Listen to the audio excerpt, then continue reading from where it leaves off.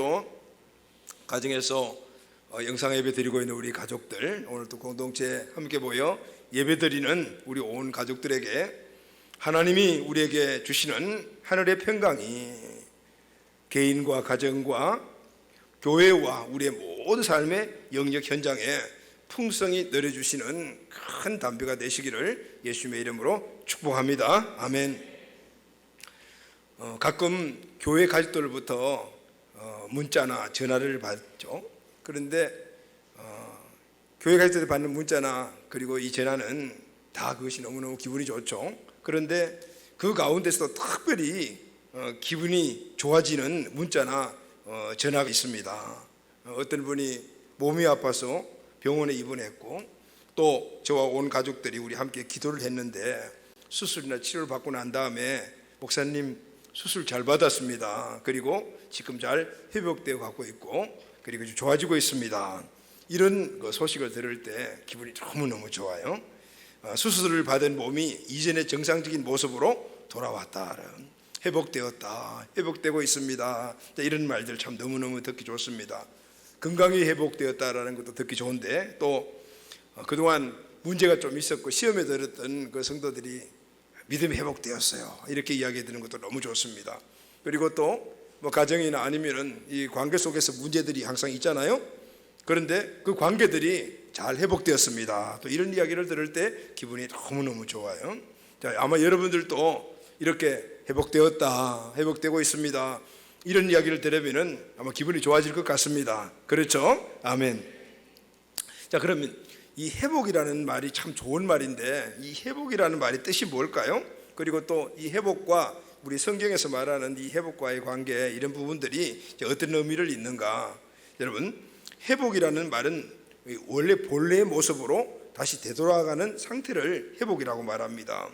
이 회복이라는 말을 사전에서 찾아보니까 개체나 조직, 세포에 이르기까지 손상된 부분이 정상으로 돌아가는 상태, 어떤 개체, 아니면 어떤 조직, 아니면 우리 몸의 세포 등등 이런 것들이 손상이 되었는데 다시 정상적으로 돌아가는 이 현상을 회복, 이렇게 정의를 하고 있습니다. 몸이나 어떤 상황이나 환경이 원래 상태로 잘못되었는데 원래 상태로 돌이키거나 원래 상태를 다시 찾는 것, 이것을 바로 회복이라고 말하죠. 그래서 회복은 원래 모습대로 돌아가는 것, 이렇게 이야기할 수가 있습니다. 그런데 여러분, 회복과 이 비슷하게 사용되는 용어가 하나 있습니다. 그 용어는 바로 재건이라는 말입니다. 그런데 이 재건이라는 말은 회복과 비슷한 내용을 담고 있는데 이 회복보다는 더 적극적인 의미를 담고 있는 말입니다. 이 재건을 이 사전에서 찾아보니까, 이거 웅웅하는 거 좀 잡아주라. 찾아보니까 허물어진 건물이나 조직 따위를 다시 일으켜 세우는 것, 또는 없어지거나 쇠퇴한 이념이나 사상 따위를 다시 일으켜 세우는 것. 그래서 회복은 원래 모습으로 돌아오게 만드는 것이라면은 이 재건은 돌아오게 할 뿐만 아니라 다시 원래의 본질적인 모습으로 세워가는 것, 이렇게 정의할 수 있을 것 같아요. 그러니까 예를 들면은 이런 얘기입니다. 건강했던 우리 몸이 아프잖아요. 그러면은 이제 치료받고 뭐 수술도 하고 그리고 약 먹고 이제 때를 기다리죠. 때가 점점 되면은 몸이 회복이 됩니다. 이것을 우리가 회복이라고 말합니다. 그러나 재건은 조금 다른 의미예요. 막연히 때를 기다리는 것이 아니고 본래 처음 건강했던 그 모습으로 완전히 돌아가기 위하여 회복된 상태에서도 의도적으로 그리고 만들어가는 거예요. 그러니까 몸이 회복되었어요. 수술을 하든지 아니면 치료를 받고 회복됐는데, 그런데 이전에 완전히 처음 건강했던 그 모습을 갖기 위해서 이제 운동도 하고 약도 계속 먹고 이렇게 점점 더 노력하고 힘을 쓰는 것, 그래서 세워지는 것이 바로 재건, 이렇게 이야기하죠. 다시 말하면 몸을 그냥 치료만 받는 것이 아니고 건강하게 만드는 것, 이것을 우리가 재건이다, 이렇게 비유할 수 있어요. 그래서 여러분, 회복은 과거지향적이라면 재건은 미래지향적이라고 말할 수가 있습니다.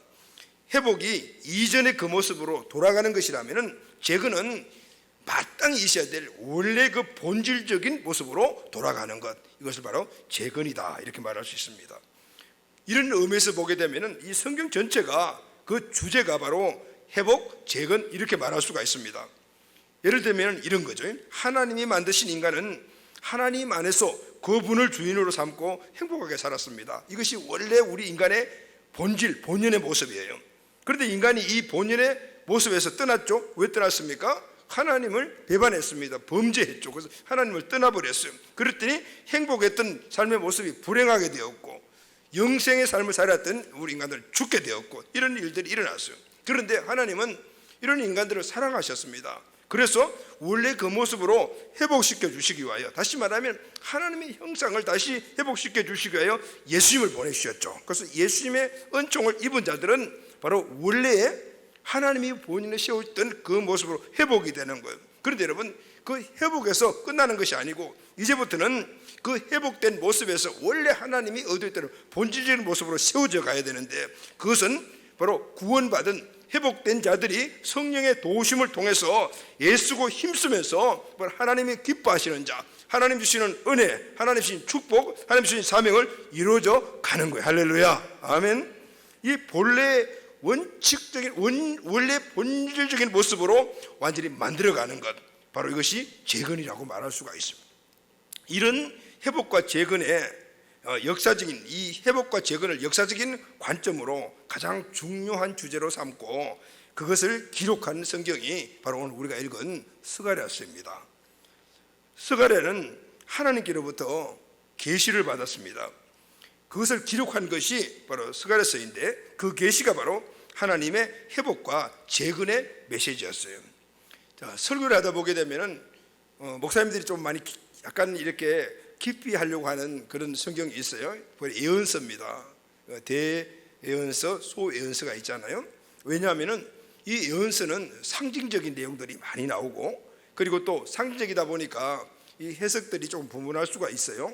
잘못 해석하게 되면은 조금 말도 들을 수 있고 하니까, 그러니까 이 예언서를 잘 다루지 않는 그런 경향들을 좀 보는데, 그러나 오늘 개혁주의 신학 안에서, 오늘 하나님의 주제권 안에서 우리가 이 예언서를 분석을 하고 또 묵상을 하게 되면 그 안에 엄청난 은혜가 들어있어요. 자, 오늘 지금 이 시대에 저와 여러분, 그리고 또 우리 삶의 환경의 가정, 우리 교회, 그리고 또 나라와 민족, 온 열방들, 오늘 여러 가지 많은 어려움들이 있고 그 어려움 가운데 우리가 살아가고 있습니다. 우리가 살아갈 때 세상의 사람들과 똑같은 모습으로 살아가는가? 근데 하나님 뜻은 그것이 아니다 그 말이에요. 하나님은 우리가 이미 세상에 살 것이라는 걸 아시고 세상에서 승리할 수 있는 모든 원리와 방법을 우리에게 주셨고, 그리고 또 그 주신 것뿐만 아니라 그것을 이루어갈 수 있도록 힘을 주신 줄로 믿습니다. 오늘 이것을 우리가 회복해 나가야 됩니다. 다시 그 하나님 주신 축복의 자리로 나아가, 그리고 다시 하나님 주신 그 축복을 우리가 이루어가야 되는 것, 오늘 이런 원리들을 깨달아야 될 그런 시점입니다. 이제 여러 가지 많은 우리들의 어려운 환경 속에서 다시 이제 예배가 회복돼 가고 있고, 그리고 또 우리 개인의 신앙도 가정도 이렇게 회복돼 갈 시점인데, 또 다시 이 코로나가 또 이렇게 막 문제가 또 생기네요. 어쩔 수 없이 이런 문제들이 앞으로 계속해서 있을 것이다. 이럴 때 우리가 어떻게 이 문제들을 이기며 회복해 나가야 될 것인가? 그것은 그냥 회복의 차원에 머무는 것이 아니고 다시 그 회복된 자들에게 하나님 주시는 하나님의 은혜, 능력, 그것을 우리가 확실하게 믿고 소유하고 선포하면서, 그리고 하나님 주시는 귀한 축복들을 우리 개인의 심령과 우리 가정과, 그리고 또 우리 주신 기업과 그리고 교회와, 그리고 더 나아가서는 우리 주신 사명을 함께 이뤄가야 될 줄로 믿습니다. 이 은혜가 이제 앞으로 이 스가랴서를 몇 회에 대해서 제가 여러분들에게 강해하면서 같이 말씀을 나누려고 합니다.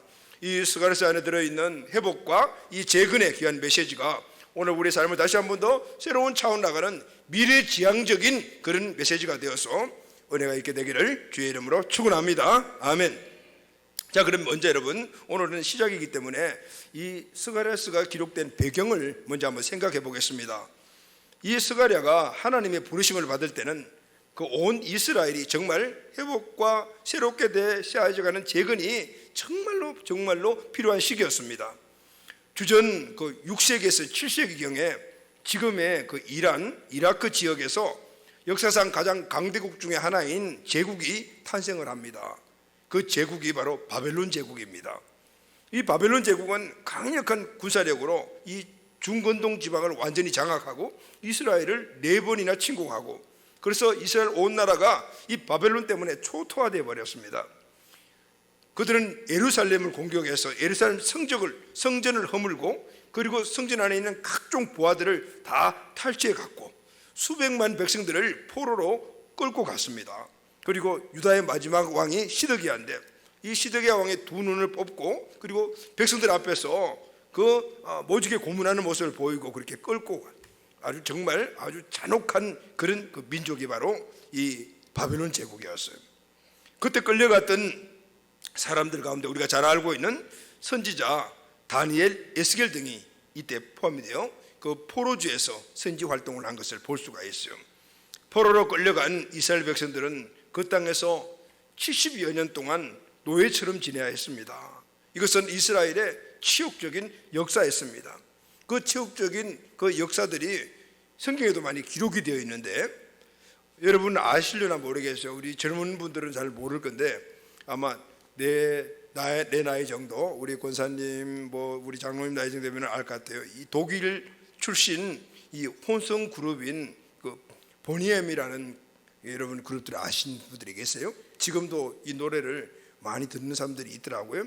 이 보니엠은 리브 바벨론이라는 노래를 불렀잖아요. 바벨론의 강가에서라는 노래인데, 내가 청년 시절 때 그때는 이 그 LP판 가지고 그때 들었잖아요. 그냥 하루에도 수십 번 들었던 그런 노래인데, 그때는 그냥 리듬이 너무 좋았어요.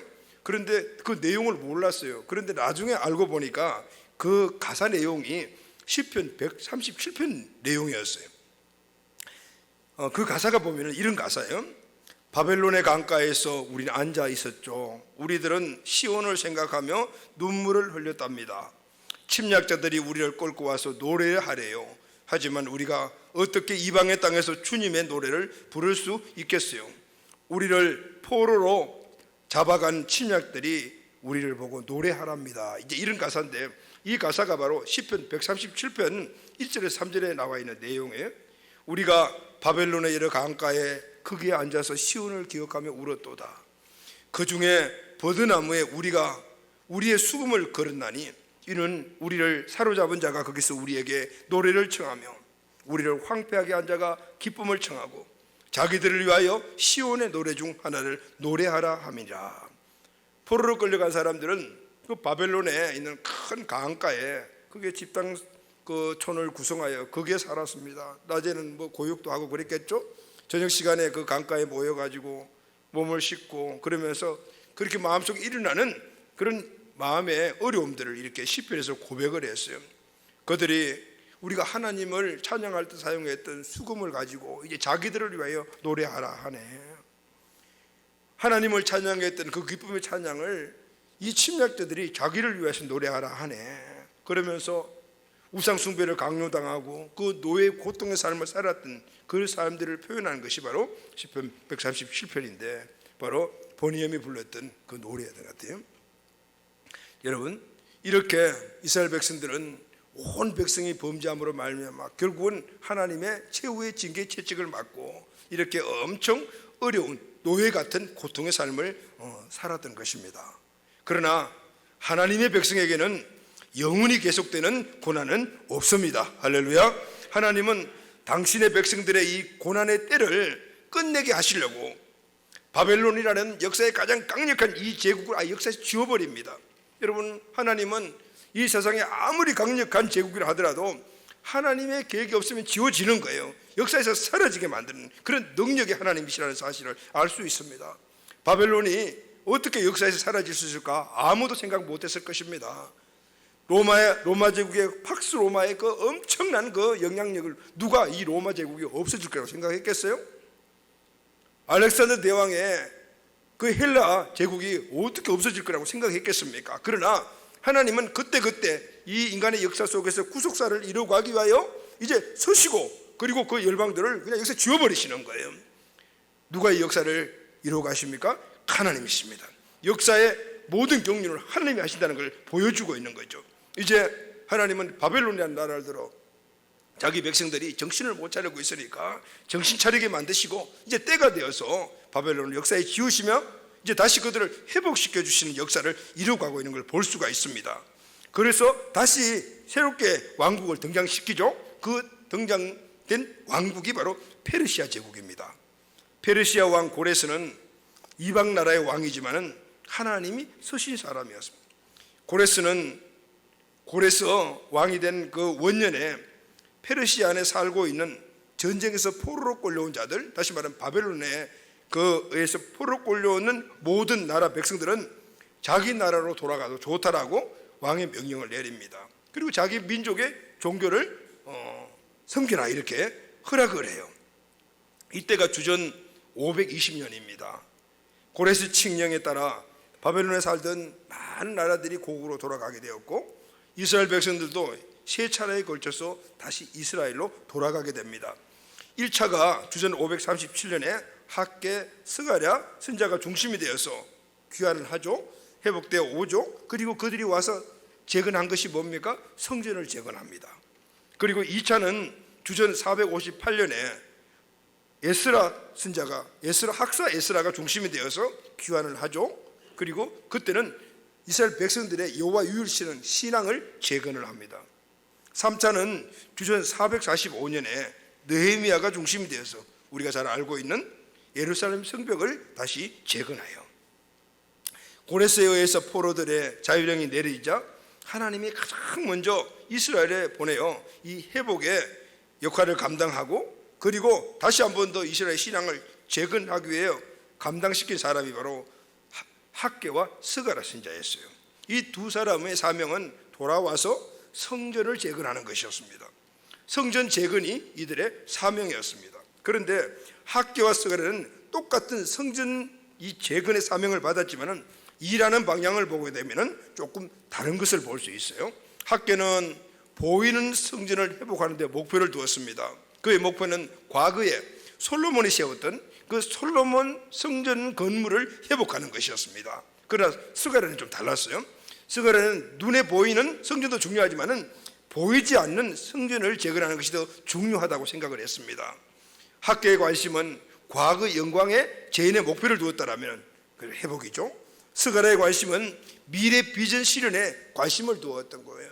그 회복된 것에서 머물지 않고 다시 더 원래 본질적인 그 모습으로 재건해 나가는 것, 이것이 바로 스가랴의 관심이었어요. 그래서 이 스가랴서를 보게 되면 환상이 많이 나옵니다. 8개의 환상이 나와요. 환상은 미래 사건을 보여주는 하나님의 계시입니다. 그리고 그 환상의 중심을 보게 되면 항상 메시아가 나와요. 메시아는 예수님이시잖아요. 8개의 환상은 8개의 메시아에 대한 내용. 다시 말하면 메시아는 지금 이 시대에 없어요. 근데 언제? 앞으로 오실 분이잖아요.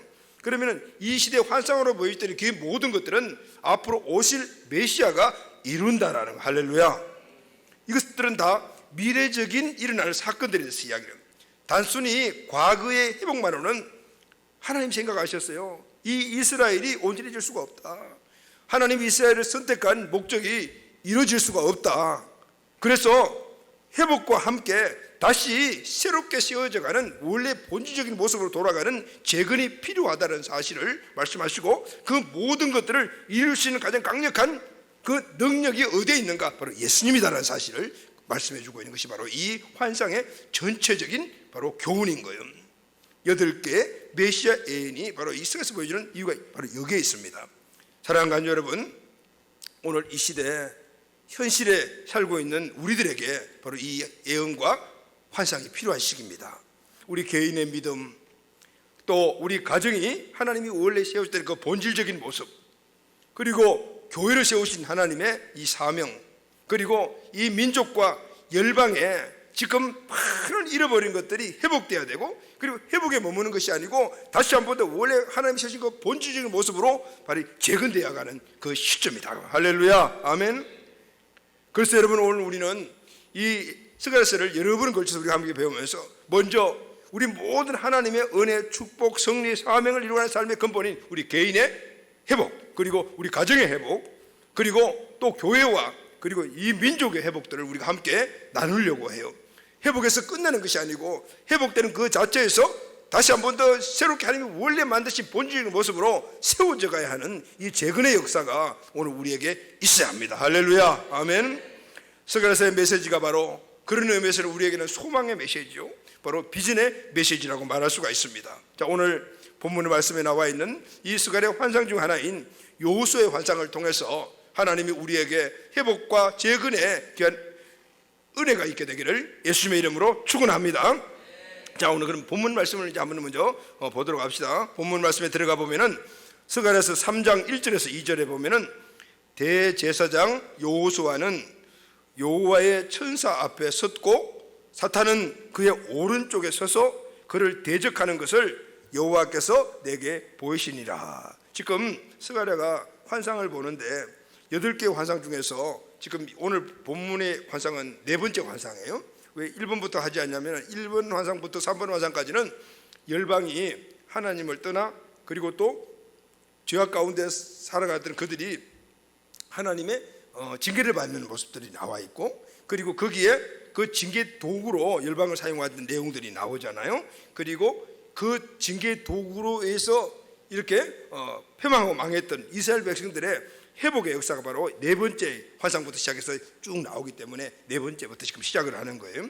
자, 지금 스가랴가 환상을 보는데 대제사장 여호수아가 여호와의 천사 앞에 섰고 사탄은 그의 오른쪽에 서서 그 대적하는 것을 여호와께서 내게 보이시니라. 하나님이 오늘 이 스가랴에게 지금 하늘나라에서 일어난 일을 보여주시는데 대제사장 여호수아가 천사 앞에 섰고 사탄이 그 오른쪽에 서서 그 대적하는 것을 보여주셨다.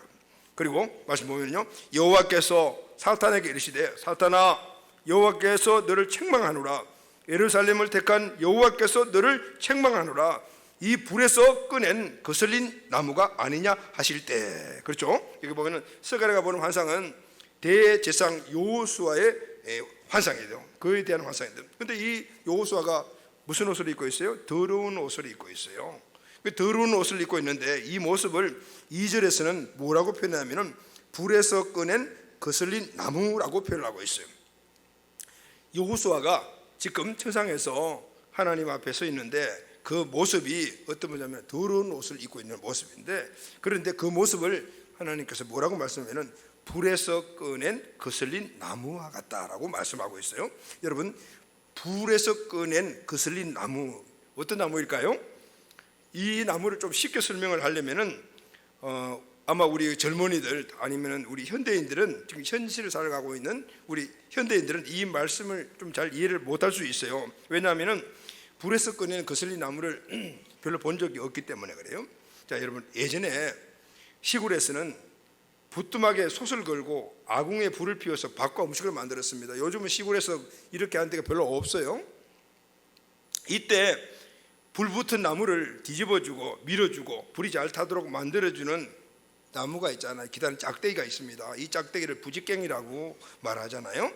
근데 이 부직갱이는 나무로 만들어졌는데 땔감이 아니기 때문에 태우면 안 돼요. 근데 자꾸 불 속에다가 밀어 넣으니까 불이 붙죠. 그러면 꺼내가지고 물을 붓거나 후후 해서 이 부직갱이에 불을 꺼요. 그러면 부직갱이는 항상 보면은 불이 타다만 자국이 시커멓게 항상 시커멓게 나와 있다. 자, 본문에 이 불에 꺼낸 거슬린 나무, 이거는 바로 부직갱이와 같은 나무예요. 이 부직 같은 나무에 타다만 시커먼 흔적이 있는데 이 흔적을 오늘 이 본문에서는 죄를 상징하고 있어요. 대제사장 여호수아는 이스라엘을 대표해요. 여호수아의 이 더러운 옷은 바로 부직갱이에 묻은 시커먼 그런 껌댕이와 같이 바로 백성들 전체의 죄악을 말하고 있는 겁니다. 오랜 기간 동안 바벨론에서 이스라엘 백성들이 포로 생활을 했잖아요. 그럼에도 불구하고 여전히 이스라엘의 문제는 이 죄악의 문제다라는 것을 말합니다. 불에 거슬려 지워지지 않고 얼룩이 남아있는 것 같은 이 죄의 문제가 지금 스가랴가 이 환상을 보고 있는 그 시대적인 바로 배경인데 바로 이스라엘의 모습이다라는 것을 말합니다. 이스라엘은 이 바벨론이라는 이 세탁기 안에 던져져 가지고 70년 동안이나 계속 돌았음에도 불구하고 아직까지도 지워지지 않는, 아직까지 거슬린 이런 나무와 같이 부직갱이와 같이 아직까지 그 죄들을 담고 있는 것이 이스라엘의 현주소다라는 것을 말해주는 거예요. 불에 타담한 부직갱이는 이스라엘이 하나님 앞에서 얼마나 연약하고 더러운 제약된 존재인가를 바로 영적으로 보여주는 모습인 것입니다. 자, 그럼 여러분, 오늘 저와 여러분들은 어떻습니까? 이 시대를 살아가고 있는 우리는 어떻습니까? 오늘 우리도 이 스가랴서의 말씀 앞에서 보게 되면, 아니면은 여호와의 천사 앞에서 보게 되면, 하나님 앞에서 보게 되면은 지금 옷이 더럽고 시커먼 부지깽이와 같은 이 여호수아와 이스라엘 백성들과 다를 바가 하나도 없습니다. 우리들의 모습도 타담한 부지깽이와 다를 바가 없다, 그 말입니다. 오늘 이 사실을 오늘 이 시대 우리에게 교훈해 주는 말씀이 바로 본문인 거예요. 에레미야 17장 9절에서 10절 말씀을 보면은 만물보다 거짓되고 심히 부패하는 것이 사람의 마음이라. 누가 능히 이를 알려마는 나 여호와는 심장을 살피느니라 그랬어요.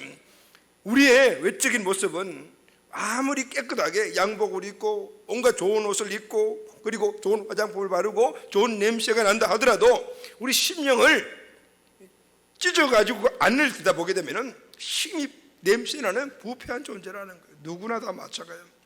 그런데 여러분, 오늘 이 본문이 말씀하시는 것은 너희들이 냄새나는 존재다, 그것으로 끝이 다니는 것이 아니고 중요한 것은 이 사실을 인식하라는 거예요. 왜냐하면 오늘 우리가 냄새나는 부패한 존재라는 이 사실을 인식하는 것에서부터 우리 인생에 하나님께서 원하시는 회복과 재건이 일어나는 거예요. 할렐루야, 아멘. 회복이 나는 거예요. 지금 여호수아가 어디에 있습니까? 하나님 앞에 있습니다. 더러운 옷을 입고 하나님 앞에. 여기서부터 오늘 이 여호수아의 회복이 일어났듯이 오늘 우리가 더럽고 냄새나고 이런 모습들을 가지고 주님 앞에 서는 그 시간부터 우리 인생의 회복과 재건이 일어난다는 거예요.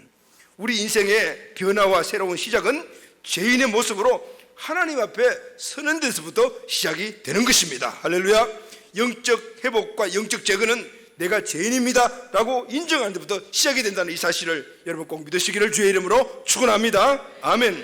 그런데 여러분, 중요한 사실은 오늘 본문에 보게 되면은 하나님 앞에 타담한 부지깽이의 모습으로 오늘 여호수아가 섰는데, 근데 하나님 외에 다른 한 존재가 이 부지깽이와 같은 이 여호수아의 모습을 보고 있다는 겁니다. 1절 보십시오. 여호수아는 여호와의 천사 앞에 섰고 사탄은 그의 오른쪽에서 그를 대적하는데, 그가 누굽니까? 오늘 이 여호수아를 바라보고 있는 존재가 있는데 하나님 그리고 여호와의 천사 또 하나가 있어요. 누구냐면은 사단이에요. 사단이 이 더러운 옷을 입고 있는 부지깽이와 같은 타담한 나무 부지깽이와 같은 이 여호수아를 보고 있다. 더러운 옷을 입고 타담한 부지 같은 여호수아를 바라보는 존재가 하나님 외에 또 한 존재가 있는데 바로 사단이라는 겁니다. 하나님과 사단이 보고 있다고 합니다. 그런데 여러분, 이 사단의 위치가 아주 희한해요. 여기 보면은 어디에서 있냐면, 사단이 어디에서 있냐면은 그의 오른쪽에 서서라고 말하고 있거든요. 다시 말하면 하나님의 오른편에 사단이 서 있다라는 건, 성경에서 오른편 왼편 할 때는 단지 하나의 위치에서 오른편 왼편을 말하는 게 아니에요. 오른편 할 때는 그냥 긍정적이잖아요. 이 오른편 할 때는 이 좌편의 반대가 오른편이다 이런 의미가 아니고, 오른편에 서 있는 자는 강한 자, 힘 있는 자, 능력 있는 자라는 뜻이에요. 다시 말하면 오른편 하면은 강하다, 힘 있다, 능력 있다 이런 뜻이거든요. 그래서 지금 사단이 오른편에 서 있다는, 사단이 능력자라는 거예요. 그런데 이 오른편에는 항상 예수님이 서 계셨어요. 서대반이 순교할 때 환상을 보았는데 하늘에 하나님 우편에 예수님이 계셨죠. 이 말씀을 바로 예수님의 강하신 그 능력의 자리라는 뜻을 갖고 있는데, 지금 현실적인 이 자리에서 지금 누가 거기 서 있냐면은 사단이 서 있다. 뭘 의미하는 것일까요? 사단이 하나님의 우편에서 지금 뭘 하고 있는가? 본문 말씀 보면은 그를 대적한다라고 말해요. 그가 누구냐면 여호수아, 지금 더러운 옷을 입고 있는 이 여호수아를 대적하고 있다. 어디서? 하나님 우편에서. 다시 말하면 사단이 여호수아를 아주 강하게 대적하고 있다 이 말이거든요. 그런데 여러분, 이 대적한다는 말은 고소하고 있다라는 말이에요. 사단은 여호수아의 더러움을 하나님께 고소하고 있습니다. 하나님 보세요, 이 여호수아라는 이 대질상이 이렇게 더러운 옷을 입고 있습니다. 그래서 하나님의 축복을 받을 수 있는 자격이 없습니다. 축복 주면 안 됩니다. 뭐 등등 지금 계속해서 사단이 하나님께 고소하고 있는 거예요. 사단은 어떤 존재인가 하면 적대자입니다. 사단의 원래 이름이 뜻은 참소자, 고소자 이런 뜻이잖아요. 그래서 사단의 본업이 고소하는 거예요. 누구를 고소하냐면 하나님의 백성들을 자꾸 고소하는 거예요. 하나님의 자녀들이 지은 죄들을 파헤쳐 가지고 드러내어 가지고 하나님께 참소하는 거예요. 하나님 복 주면 안 됩니다. 이런 존재는 지옥에 보내야 됩니다. 계속 그거 하고 있는 일이 사단의 일인 거예요. 계시록 12장 10절 말씀을 보면은 우리 형제들을 고소하던 네 곧 우리 하나님 앞에서 밤낮으로 그를 고소한 네가 쫓겨났기 때문에, 바로 사단은 모든 하나님의 자녀들을 고소하는 위치에서 고소하는 자라는 것을 말해주고 있습니다. 고소하는 자들의 이 사단의 특징이 뭐냐면은, 사단은 나는 항상 의롭다라고 생각해요. 다른 사람들은 다 어때요? 죄인이다라고 생각해요. 나는 의롭고 너희들은 죄인이다. 그러니까 계속 고소만 하는 거예요. 사단에게는 이사야 64장 6절에 무릇 우리는 다 부정한 자 같아서 우리의 의는 다 더러운 옷 같으면 이런 고백이 없어요. 왜냐하면 나는 문제가 없고 너만 문제가 있다라고 생각하는 존재가 사단이기 때문에 그렇습니다. 그래서 여러분, 사단은 비판하고 판단하고 정죄하는 것이 그의 원래 본업이잖아요. 그런데 여러분, 우리는 이런 의미를 봤을 때는요, 다른 사람들을 비판하는 것을 너무너무 조심해야 돼요. 마태복음 7장 1절 말씀 보면은 비판을 받지 아니하려거든 비판하지 말라라는 말씀이 있죠. 자, 이 말은 그럼 우리 그리스도인들은 아무리 그러면 잘못된 것들이나 이런 것들을 봤을 때 그러면은 절대로 평가나 분석이나 판단하고 비판하면 안 되나, 이런 생각을 할 수가 있어요. 여러분, 그런 의미들이 아니에요. 주님 말씀하신 비판을 받지 아니하거든 비판하지 말라라는 말에, 이 비판이라는 말의 헬라어는 크리노라는 단어를 사용했는데, 이 크리노라는 뜻이 뭐냐면은 재판장이 내리는 판단을 크리노라 그래요. 다시 말하면 재판장이 어떤 문제를 갖고 왔을 때, 어떤 죄를 지은 사람이 왔을 때 법을 따라 가지고 다 조목조목 잘 이렇게 연구를 해서 최종적인 판단을 내리는 이 판단을 바로 크리노라 그러는데, 이 비판이라는 단어에서 이 단어를 사용한 거예요. 자, 여러분, 우리가 어떤 사람, 어떤 사안, 어떤 환경에 처해졌을 때 그 사람에 대한 어떤 것들을 판단할 수가 있어요. 그러나 중요한 것은 이게 비판하지 말라는 이 말씀의 뜻은 완전한 판단을 내리면 안 된다 그 말이에요. 최종적인 판단을 내리면 안 된다. 법정에서는 피고인에게 최종적인 판단은 누가 내리죠? 검사가 내리는 것도 아니고 변호사가 내리는 것도 아니고 재판장이 내리듯이, 오늘 우리는 어떤 상황들을 보고 판단도 하고 비판도 할 수 있지만은, 그러나 최종적인 판단자가 되면은 안 된다. 왜냐하면은 우리는 어떤 사안에 최종적인 판단을 내릴 수 있도록 완전한 자가 아니다. 그래서 최종적인 판단은 하나님에게 국한되고 하나님이 내리시는 판단이다. 하나님만 최종적인 판단을 할 수가 있다는 거예요. 할렐루야. 그런데 여러분, 우리는 수시로 내가 하나님이 되어서 최종적인 판단을 내립니다. 저 사람은 이렇고 저렇고 그래서 설모없어.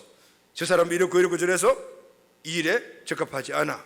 저 사람은 이래서 구제불능이야. 우리가 최종적인 판단을 내릴 때가 얼마나 많아요. 여러분, 중요한 것은 이런 판단, 하나님을 초월하여 월권하여 판단을 내린 존재가 누구인가 하면은 사단의 역할이라는 거예요. 이런 판단을 내리게 되면 그 판단을 받는 사람들이 심령이 죽어버린다. 이 사단의 목적은 그 심령을 죽이는 겁니다. 우리는 사단은 아니지만은, 그러나 사단이 하는 일을 하게 되게 되면은 사단의 도구가 될 수가 있는 거예요. 우리는 이 사실을 꼭 명심해야 합니다. 우리는 심령을 죽이는 자가 살리는 자가 되어야 될 줄로 믿습니다. 왜냐하면 우리 하나님의 자녀이기 때문입니다. 오늘 본문도 보면 이제 하나님이, 사단은 계속해서 여호수아를 지금 참수하여 죽이고 있는데 하나님은 그를 살리십니다. 어떻게 살리십니까? 자, 오늘 본문을 보면은 사단이 여호수아를 정죄하며 대적하고 있을 때 뜻밖의 반전이 일어나는데, 하나님께서 사단을 향해 책망하신 겁니다. 3장 2절 말씀 보면은 여호와께서 너를 책망하노라. 이는 불에서 꺼낸 거슬린 나무가 아니냐. 그동안 사단이 막 참수하고 있을 때 하나님 침묵하고 계셨는데, 이제 하나님이 말씀을 하는데 하나님이 사단을 책망하기 시작하셨어요. 그런데 여러분, 한번 우리가 보편적으로 생각을 해보게 되면은 책망을 누가 받아야 합니까? 하나님이 누구를 책망해야 될까요? 하나님은 죄 지은 죄인들을 책망해야 되잖아요.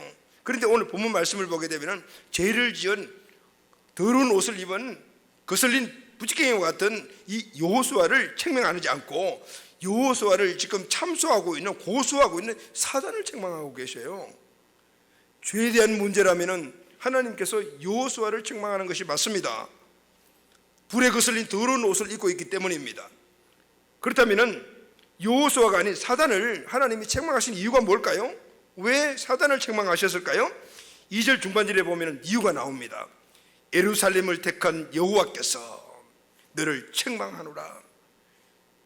예루살렘을 택하신 여호와, 하나님이 예루살렘을 선택했기 때문에, 이 예루살렘은 이스라엘 백성이요, 지금 이 현실적인 이 사건 속에서는 여호수아를 이야기하는 거예요.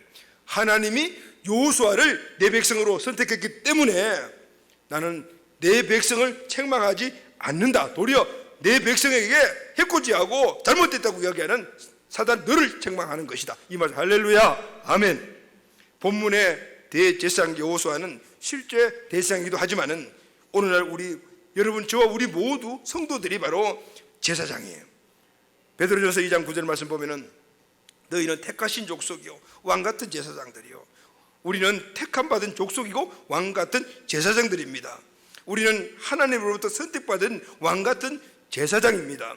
왕같은 제사장이지만 우리도 여호수아와 같이 불에 거슬린 나무와 같은 존재가 우리들의 모습이요, 불에 거슬린 부지깽이와 같은 그런 시커먼 존재가 우리고, 항상 더러운 옷을 입고 있는 존재들이 우리다, 그 말이에요.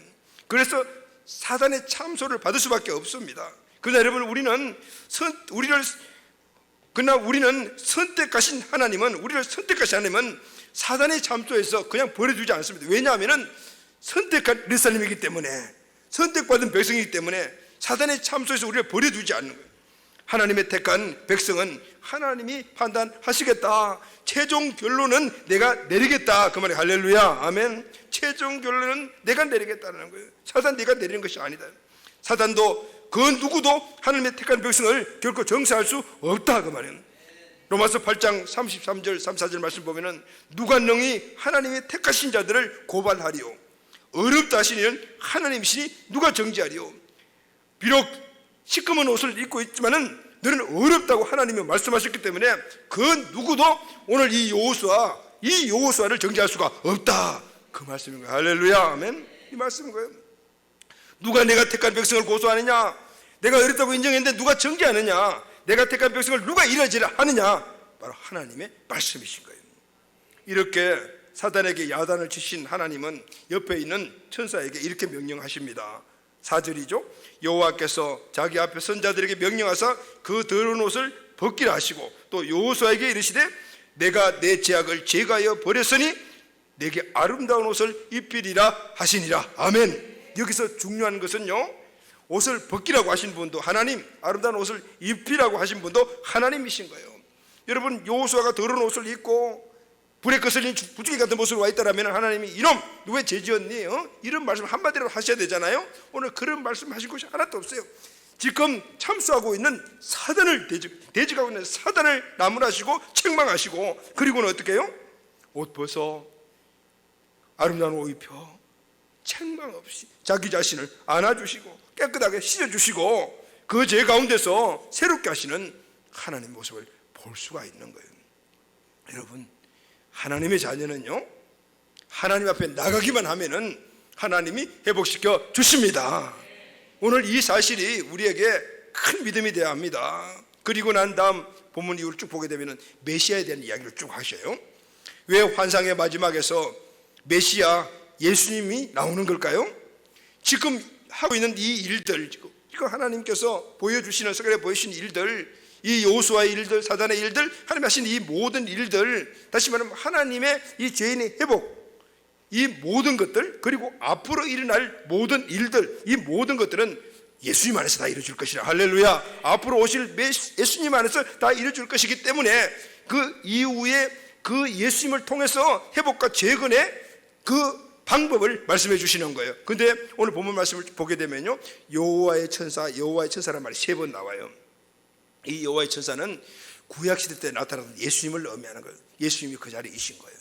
예수님은 그 자리에 있을 때 그 보는 걸 그대로 나중에 하시고, 그리고 또 앞으로 예수님 안에 있는 모든 능력을 가지고 우리를 회복하시고 재건케 하시는 역사를 이뤄 가신다는 거예요. 그래서 오늘 본문에 보게 되면은 이 예수님의 이름이 2가지가 나와요. 2개의 이름으로 소개하는데, 하나는 새 싹 발음이 잘 됐어요.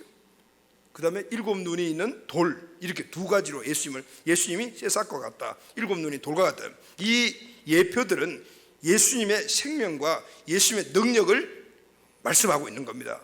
예수님을 왜 싹이라 그랬을까요?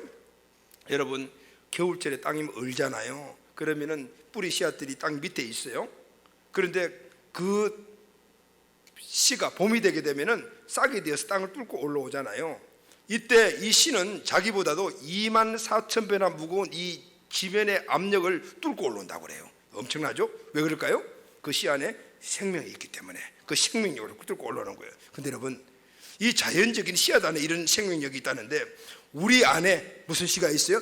예수님의 씨가 있어요. 할렐루야. 예수님의 생명이 있는데 이 생명은 어떤 힘을 갖고 있는지 아세요? 죽음을 뚫고 오른 예수님의 생명인 줄로 믿습니다. 아멘. 죽음을 뚫고 오른 그 하나님의 능력, 예수 그리스도의 그 안에 생명의 능력이 우리 안에 있다 그 말이에요. 그래서 골로새서 3장 3절에서 4절 말씀을 보면은 오늘 이 말씀이 우리가 생명을 걸고 믿어야 되는 말씀이에요. 골로새서 3장 3절에 4절 말씀 보면은 이제 너희는 죽었고 우리는 예수 믿고 난 다음에 우리 옛사람은 죽었다. 너희 생명이 그리스도와 함께, 이때부터는 나는 죽고 예수의 생명이 내 안에 있다. 그런데 하나님 안에 감춰졌습니다. 예수님의 생명 안에는 하나님이 들어있는, 하나님의 능력이 들어있는 거예요. 우리의 생명이신 그리스도께서 나타나실 때에 오늘 내 안에 계신 이 예수님의 생명이 내 삶을 통해서 나타날 때 너희도 그와 함께 나타나리라. 할렐루야. 내 삶도 그 능력이 있는 삶으로 나타날 것이라는 거. 아멘. 예수님의 생명의 씨는 우리 안에 감춰져 있는 거예요. 잘 몰라요. 보이지 않아요. 이것이 문제란 말이죠. 내 안에 그런 엄청난 생명의 씨, 그 능력, 죽음을 뚫고 일어났던 그 생명의 능력이 있음에도 불구하고 우리는 몰라. 안 보여요. 없다고 생각해요. 그러나 있어요. 때가 되면 나타나요. 이 사실을 우리가 믿음으로 회복해야 되는 거예요. 이 씨는 모든 성공의 가능성과 잠재력이 이 안에 다 들어있는 거예요. 그래서 이 생명을 갖고 있는 우리는 오늘 이 생명의 힘으로 이 생명이 나의 삶을 나타나게 될 때는 성공할 수 있어요. 승리할 수가 있고 사명을 이룰 수가 있고 우리의 모든 잃어본 것들이 재건되어 가게 되는 힘이 되는 줄로 믿습니다. 아멘. 두 번째는 돌이라 그랬죠. 여호수아 앞에 세운 돌을 보라 그랬어요. 한 돌에 7개의 눈이 있느니라 그랬습니다. 계시록 5장 6절을 보게 되면 이 말씀을 좀 더 설명을 하는데, 죽임당한 어린 양이신 예수님에게 7뿔과 7눈이 있습니다. 이 뿔은 능력을 상징하고 눈은 통찰력을 상징을 해요. 뿔은 싸우는 능력이고 눈은 보는 능력.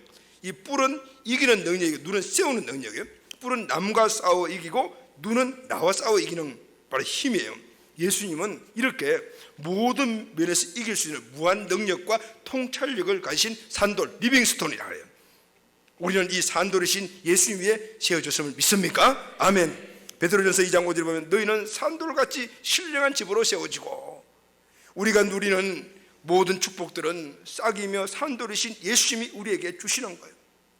보십시오. 오늘 본문도 5절에 보면 내가 말하되 정결한 관을 그 머리에 세우소하며 정결한 관을 그 머리에 세우며 옷을 입히고, 근데 여호와의 천사가 곁에서 예수님 거기에 서 있었어요.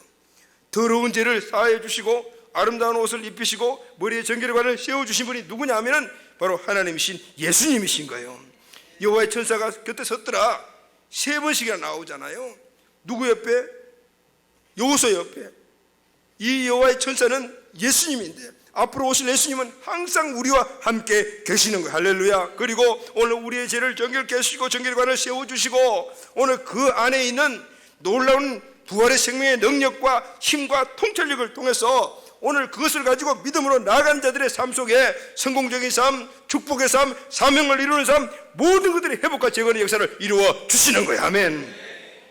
그래서 여러분, 예수님은 나의 모든 것이 되십니다. 아멘입니까? 그래서 예수님이 우리의 주권자가 되시는 거죠. 그럴 때 우리는 이 예수님 안에 있는 이 능력과 모든 지혜와 힘을 통하여서 하나님이 우리에게 계시는 본질적인 생육, 번성, 충만, 정복하고 다스리는 그 축복을 재건해 나갈 수가 있게 되는 것입니다. 오늘날 많은 크리스찬들이 이 죄라는 문제가 덮여져 있어서 예수의 생명이 내 안에 있는 것, 예수의 능력이 내 안에 있는 것을 너무너무 모르고 살아가고 있어요. 그래서 능력 있는 삶을 살지 못하는 거예요. 축복받는 삶을 살지 못하는 거예요. 사명을 이루는 역동적인 삶을 누리지 못하고 있습니다. 이제 회복해야 됩니다. 할렐루야. 회복의 방법이 뭡니까? 오늘 여호수아의 회복은 하나님 앞에 있는 자리에서부터 시작됐음을 믿으십니까? 오늘 우리는 내가 비록 더러운 옷을 입고 있는 죄이지만 하나님 앞에 나가기만 하면은 사단이 무지무지하게 정죄하고 참소하지만은 그건 다 별 볼 일 없는 거예요. 오늘 하나님은 나에게 옷을 벗기라, 새 옷을 아름다운 옷을 입혀라, 그리고 정결의 관을 세워주라 이렇게 말씀하시고, 그리고 앞으로 우리를 이끌어 가실 예수님을 보여주심으로 말미암아 영원한 승리의 삶을 보장해 주심을 믿으십니까? 아멘. 오늘 이것이 우리가 회복되고 재건해야 나가는 회복의 능력 안에 있는 예수의 능력으로 우리 온 가족들 다시 한 번 더 성공적이고 승리의 삶을 재건해 나가는 그런 결단이 오늘 이 자리가 꼭 되시기를 예수님의 이름으로 축원합니다. 아멘.